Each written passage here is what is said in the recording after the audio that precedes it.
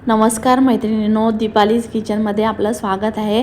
तर आज आपण बनवणार आहे वर्षभर टिकणारं असं कैरीचं आंबट तिखट आणि मोहरीचं असं लोणचं बनवणार आहे।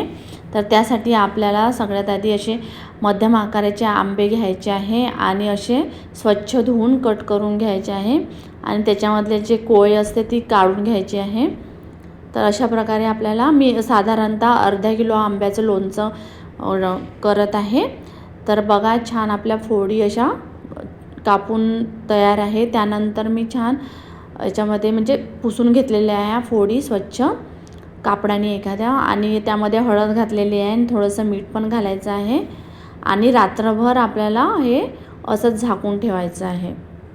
त्यामुळे काय होईल की याला पाणी सुटेल आणि मग ते पाणी जे आहे ते आपल्याला काढून घ्यायचं आहे। तर बघू शकता अशा प्रकारे आपल्याला छान मिक्स करून घ्यायचं आहे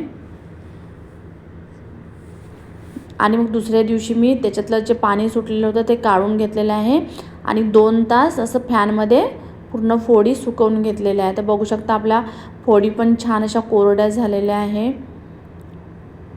तर अशा प्रकारे आता यामध्ये आपल्याला तिखट घालायचं आहे। तर चवीनुसार तुम्ही तिखट घालू शकता आणि मीठ पण घातलेलं आहे। आता यामध्ये थोडी मोहरीची डाळ घातलेली आहे। मी अर्धा किलोला साधारणतः 1 पाव मोहरीची डाळ घातलेली आहे। तर अर्धी मी आता घातलेली आहे आणि अर्धी थोडी अशी भाजून घेणार आहे कढईमध्ये। मंद आचेवर थोडं भाजून घ्यायचं आहे।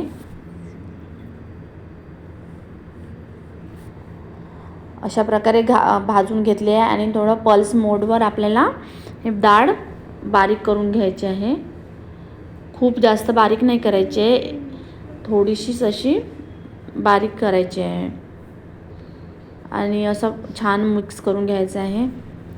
आणि आता आपण हे मोहरीचं तेल घेतलेलं आहे ते मंद आचेवर गरम करून घ्यायचं आहे आणि हलकासा धूर निघाल्यावर ते बंद करून थंड झाल्यावरच हे लोणच्यामध्ये घालायचं आहे। तर आपलं तेल पण छान थंड झालं आहे आणि आता आपण हे लोणच्यामध्ये छान घालून घेऊ। यामध्ये थोडं लसूण पाकळ्या पण घालायचे आहे, ते मी विसरली होती। मग त्यानंतर मी थोडंसं तेल गरम करून त्यामध्ये लसणाच्या पाकळ्या घातल्या आणि नंतर ते लोणच्यामध्ये मिक्स केलं आहे। आता मी दाखवायचं विसरली।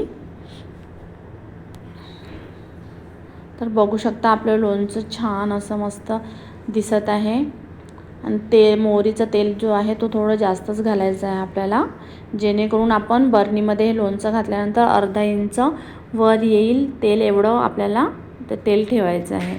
तर अशा प्रकारे मी बर्नी काचेच्या एका बर्नीमध्ये असं भरून घेत आहे लोणचं। ही बर्नी पण आधी स्वच्छ धुवून छान 2 तास उन्हामध्ये छान वाळवून घेतलेली आहे आणि थोडं याला लवंगाचा धूर पण दिलेला आहे बर्नीला, त्यामुळे लोणच्याला आपल्या बुरशी नाही लागणार आणि छान वर्षभर टिकणार लोणचं। तर अशा प्रकारे मोहरीचं लोणचं आपलं तयार आहे।